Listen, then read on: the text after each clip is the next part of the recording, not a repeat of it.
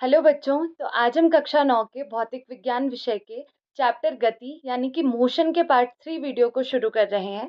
और आज हम इस वीडियो में इन टॉपिक्स को कवर करेंगे। कुछ एग्जांपल्स हैं, कुछ क्वेश्चंस हैं, उनको भी सॉल्व करेंगे। तो सबसे पहले इसका मतलब क्या होता है? दिशा के साथ चाल, स्पीड विद डायरेक्शन। याद है ना, हमने पिछली वीडियो में क्या समझा था? हमने चाल के बारे में सीखा था, औसत चाल के बारे में सीखा था, यानी स्पीड के बारे में। पर इस टॉपिक का मतलब क्या है कि स्पीड विद डायरेक्शन, यानी कि दिशा।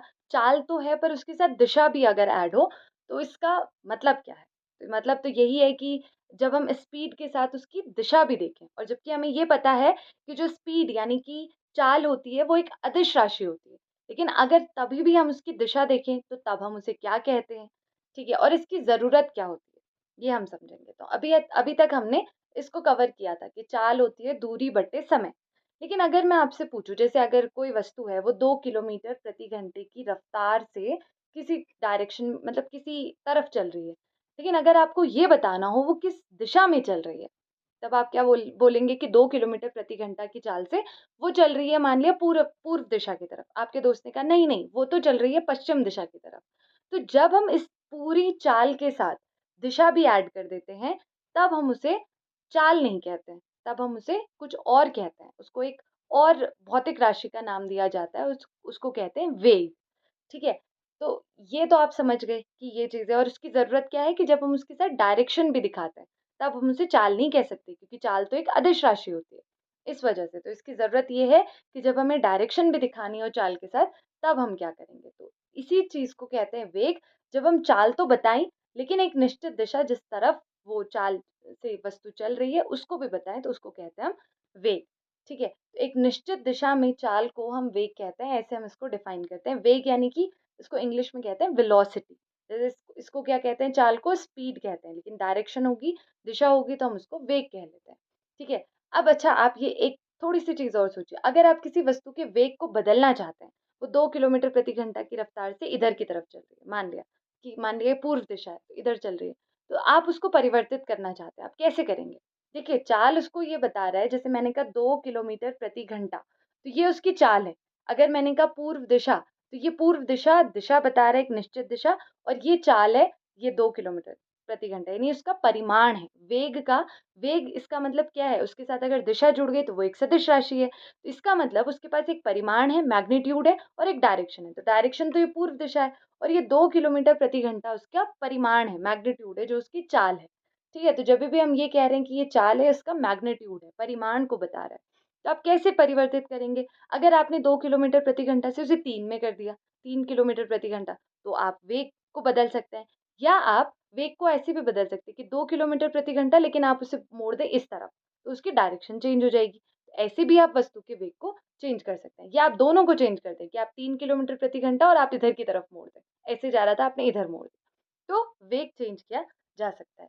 तो आप चेंज तो कर सकते हैं, ये तो हमने समझ लिया। कैसे कर सकते हैं? जब हम या तो चाल को बदलें, या निश्चित दिशा यानी दिशा को बदलें, या फिर दोनों को चेंज कर दें, परिवर्तित दोनों को कर दें। ठीक है? ये हमने इस स्लाइड में समझा कि दिशा के साथ चाल का मतलब क्या है, उसकी ज़रूरत क्या है। ठीक है? और वेग का कॉन्सेप्ट जो निकल के आया है, अभी आप देखेंगे कि वेग को हम कैसे लिखते हैं, लेकिन वेग का कॉन्सेप्ट जो निकल के आया है, वो क्यों निकल के आया है?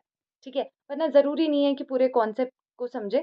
समझना इसीलिए ज़रूरी है ताकि आपके दिमाग में वो चीज़ें लास्ट तक बैठी रहे, मतलब जब तक आप इस इन चीज़ों को समझते हैं आगे, तो समझें। मतलब ऐसा नहीं कि आप केवल ये डेफ़िनेशन याद कर लें, या आगे जो हम डेफ़िनेशन देखेंगे उसको याद कर लें। समझना है कि ये चीज़ आई कैसे, ठीक है? तो वेग, वेलोसिटी, इसको हम कैसे डिफ़ाइन करते हैं? जैसे चाल बराबर दूरी बटे समय होता है, लेकिन चाल तो एक अदिश राशि है, तो क्या हम वेग को भी ऐसे लिख सकते हैं, वेग बराबर दूरी बटे समय? नहीं लिख सकते। ठीक है? वेग को हम, ये तो मैंने बता ही दिया आपको, वेग को हम लिखते हैं एक सदिश राशि जो होती है उसकी सहायता से। दूरी की जगह होता है यहाँ पे सदिश राशि विस्थापन, ताकि वेग भी एक सदिश राशि हो जाए। तो इसका मात्रक तो वही होगा, मीटर प्रति सेकंड। अगर बड़े मात्रक की बात करें तो किलोमीटर प्रति घंटा भी इसका मात्रक है। ठीक है? और ये एक सदिश राशि है। ठीक है? अब इसी तरीके से हम समझते हैं कि औसत वेग क्या होता है। जैसे हमने औसत चाल सीखी थी, तो एवरेज वेलोसिटी क्या होती है, इसको हम समझते हैं। ठीक है? औसत चाल हमने क्या सीखी थी कि जब वस्तु असमान दर से गति करती है, तो तब हम अगर उसकी चाल को बताना चाहें, तो हम कैसे बताएँगे? ये हमने सीखा था औसत चाल से। हम ये नहीं बोल रहे कि पूरी गति में वो उसी चाल से चल रही थी, लेकिन हम बता रहे कि औसत रूप से थोड़ा इससे ज़्यादा या इससे कम हो सकता था। ये लगभग-लगभग इतनी चाल से चल रही होगी। तो औसत वेग भी अगर हम कहें कि जब कोई वस्तु सीधी रेखा में बदलती हुई चाल के साथ गति करे, यानी कि उसका मैग्नीट्यूड बदलता जाए। हम एक सीधी रेखा में बात कर रहे हैं, सीधी रेखा में अब उसकी दिशा तो नहीं बदलेगी क्योंकि वो सीधी रेखा में चल रही है, लेकिन उसकी चाल बदल सकती है। इसीलिए हमने कहा सीधी रेखा में बदलती हुई चाल, यानी कि मैग्नीट्यूड उसका चेंज हो रहा होगा, जो अभी हम मैं पिछली स्लाइड में बता रही थी। अब यहाँ पे कन्फ्यूज़ नहीं होना कि चाल बराबर तो दूरी बटे समय होता है, यहाँ पे विस्थापन बटे समय। हम इसी चीज़ की बात कर रहे हैं कि विस्थापन बटे समय, ठीक है? तो इसी चीज़ की बात कर रहे हैं, वेग हमेशा विस्थापन बटे समय ही होगा। तो अगर ऐसी गति अगर वो कर रही होगी, तो औसत वेग होगा उसका विस्थापन बटे कुल समय, ठीक है? विस्थापन तो जितना विस्थापन होगा एक पॉइंट से दूसरे पॉइंट तक जाने में वही होगा और लिया गया टोटल टाइम कितना होगा, ये आपको याद रखना है। अब इसमें हमारे पास औसत वेग में एक और चीज़ है, मतलब सीखने वाली, कि यदि वस्तु का वेग समान रूप से अगर परिवर्तित हो रहा होता है, समान रूप से यानी कि 10 से 20, 20 से 30 इस तरीके से जैसे हमने एक समान गति में देखा था, तो हम औसत वेग को एक और तरीके से लिख सकते हैं। कैसे हम लिख सकते हैं? अगर हम उसके प्रारंभिक और अंतिम वेग का अंकगणितीय माध्य ले लें। अब आपको याद होगा कि अंकगणितीय माध्य किसे कहते हैं? सब चीज़ों, सब परिणामों को जोड़ दिया और जितने हैं उतने से, जितनी संख्याएँ हैं उतनों से भाग लगा दिया। तो जैसे यहाँ पे तो हम केवल प्रारंभिक और अंतिम वेग की बात कर रहे हैं, तो यहाँ पे हम 2 से भाग लगाएँगे और प्रारंभिक वेग को हमेशा याद रखिएगा कि हम u से लिखते हैं, स्मॉल u से, और अंतिम वेग को लिखते हैं स्मॉल v से। तो दोनों को जोड़ दिया और बटे 2, ये अंकगणितीय माध्य। लेकिन ये कब करना है? जब वेग समान रूप से चेंज हो रहा होता है, ठीक है? अब उसके बाद एक यहाँ पे क्रियाकलाप है, एक्टिविटी है। ये केवल ऐसे ही क्रियाकलाप के रूप में आपके पास थी, तो आपको पता होना चाहिए इसलिए। ये ऐसा है कि जब आसमान में बादल छाए रहते हैं, तो बिजली के चमकने और बादलों के गरजने की क्रिया होती है ना? तो अब आप ये बताइए मुझे कि पहले आपको बादलों का गरजना सुनाई देता है या फिर बिजली चमकना दिखाई देता है? आपको क्या चीज़ पहले दिखाई देती है? मतलब पहले दिखाई देता है या सुनाई देता है? तो ये आपके लिए क्वेश्चन है कि इन दोनों में से क्या होता है? तो देखिए, जो आपको पहले चीज़ दिखाई दे रही होगी या सुनाई दे रही होगी, वो इसलिए पहले दिखाई दे रही है क्योंकि वो तेज़ है। तेज़ यानी कि वो जल्दी हो रही है, और जल्दी का मतलब है उसकी स्पीड ज़्यादा है। कोई तेज़ दौड़ता है तभी तो हम बोलते हैं कि वो उसकी तेज़ स्पीड है। इसका मतलब वो तेज़ उसकी स्पीड होगी, यानी तेज़ उसकी चाल होगी। जो अभी-अभी हमने चाल का कॉन्सेप्ट सीखा है, वो चाल उसकी ज़्यादा होगी। आपको जो बादलों के गरजने की ध्वनि होती है, वो देर में सुनाई देती है, उसकी चमक पहले दिखाई देती है। इसका मतलब बिजली की चमक, यानी कि जो लाइट है, बिजली की चमक में लाइट दिखती है, उसकी जो स्पीड होगी, वो ज़्यादा होगी। किससे? बादलों के गरजने की जो ध्वनि है, उससे। और ऐसा होता है कि जो लाइट की स्पीड होती है, वो वायु या निर्वात में अभी हम आगे देखेंगे तो कितनी होती है? 3 × 10⁸ मीटर पर सेकंड, और ध्वनि की तो करीब 332 से 343 मीटर पर सेकंड इतने लगभग होती है। तो ऐसा इसलिए होता है, ठीक है? कि आपको पहले बादलों का गरजना नहीं सुनाई देता है, वो बाद में देता है और बिजली चमकती पहले है, ठीक है? तो ये केवल एक क्रियाकलाप था, इसलिए छोटा-सा पॉइंट था, इसलिए मैंने यहाँ पे मेंशन कर लिया। अब यहाँ पे कुछ प्रश्न हैं, सम क्वेश्चन्स। चाल एवं वेग में अंतर बताइए। सबसे पहले ये देख लेते हैं क्या-क्या बेसिक जो है अंतर वो। वस्तु द्वारा इकाई समय में तय की गई दूरी को हम कहते हैं चाल, यानी स्पीड, और ऐसे ही वस्तु के द्वारा इकाई समय में तय किया गया विस्थापन क्या है? वेग, यानी कि वेलोसिटी। ऐसा इन दोनों का फॉर्मूला है। इसके बाद चाल एक अदिश राशि है, विस्थापन एक सदिश राशि है। दोनों की मात्रक में कोई फ़र्क नहीं है, इसलिए वो यहाँ पे अंतर में नहीं आएगा।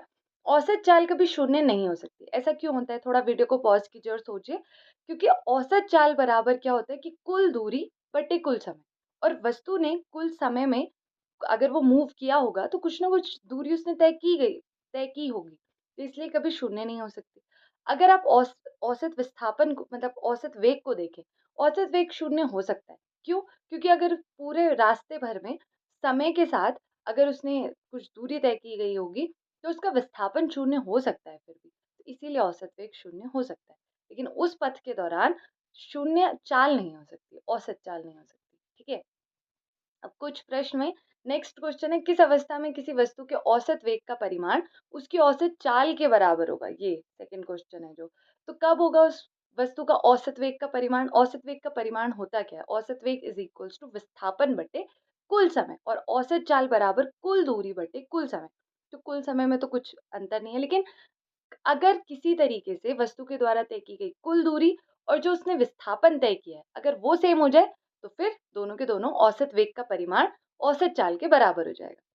हम उसकी उसमें डायरेक्शन होगी औसत वेग में, लेकिन औसत हम उसके परिमाण की बात करें, जितना उसका मैग्नीट्यूड आएगा वो सेम हो जाएगा। जैसे अगर मान लिया कि यहाँ से एक पॉइंट है और यहाँ तक उसने दूरी तय करी, अगर वो सरल रेखा में गति कर रही है, तो वो यहाँ से मूव करके इस पॉइंट तक आया, ये 50 मीटर है। तो अगर वो वहीं पर रुक गया, फिर ये ए से वो बी पे जाके रुक गया, तो यहाँ पे तय की गई कुल दूरी भी 50 है और विस्थापन भी 50 है।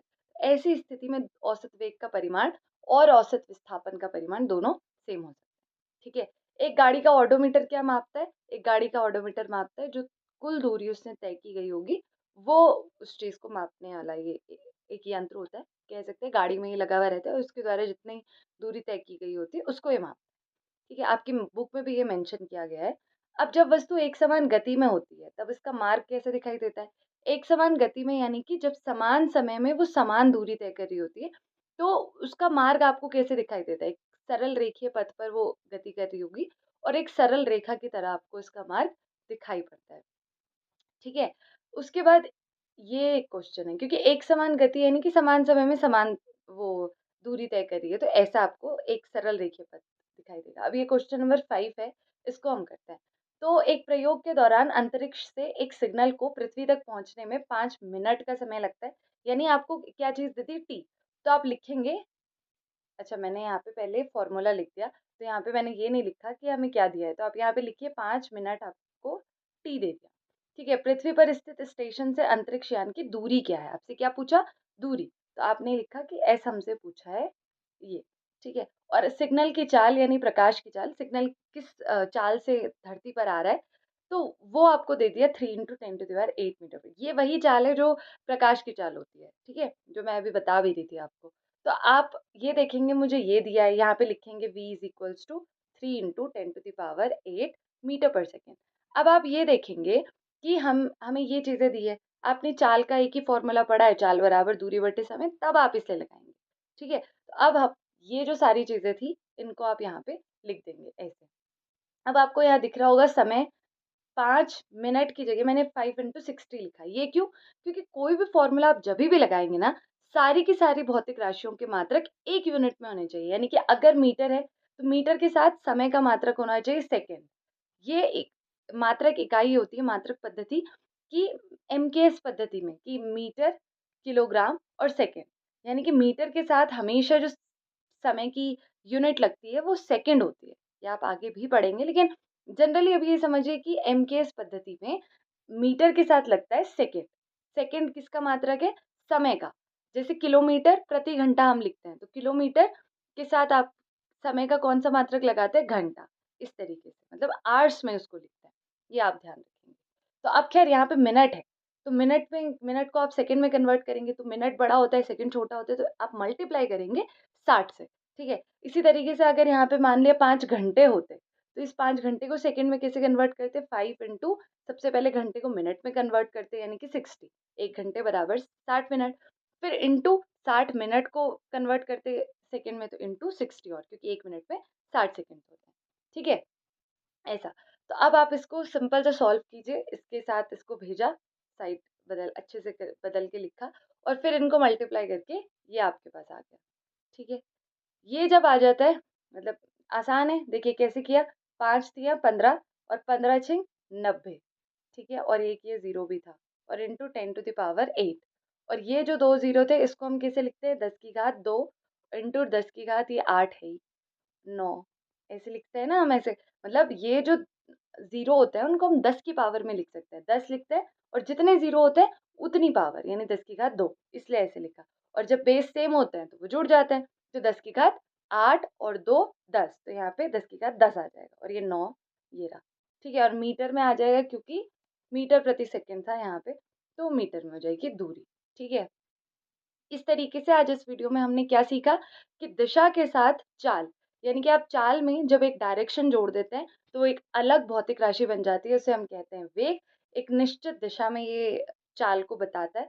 तब यहाँ पे हम वेग को विस्थापन बटे समय भी लिखते हैं, तो एक निश्चित दिशा में चाल और वेग बराबर विस्थापन बटे समय। इसका मात्रक वही होता है जो चाल का होता है, मीटर प्रति सेकंड। इसके बाद अलग जो बड़े मात्रक होते हैं वो भी होते हैं किलोमीटर प्रति घंटा, और ये एक सदिश राशि होती है, ये हमेशा याद रखना है क्योंकि वहाँ पे विस्थापन है। फिर औसत वेग का कॉन्सेप्ट हमने सीखा कि औसत वेग है तो वहाँ पे विस्थापन बटे लिया गया कुल समय हम लिखेंगे, ठीक है। और वस्तु का वेग अगर समान रूप से चेंज हो रहा होगा तो हम उसको इन दोनों के माध्य के रूप में भी लिख सकते हैं, प्रारंभिक वेग और अंतिम वेग, ठीक है। और इस क्वेश्चन का आंसर हमने देखा कि बिजली का चमकना आपको दिखता है और बादलों का गरजना, तो दोनों में से पहले क्या होता है। तो अगली जो वीडियो होगी उसमें हम इन क्वेश्चंस को सॉल्व करेंगे जो आपकी बुक में दिए गए हैं। तब तक के लिए आप जितना हमने पढ़ा है उसको अच्छे से रिवाइज कीजिए। तो अभी के लिए थैंक यू। तारीफ तेरी करता हूँ अब 10 अराड 18।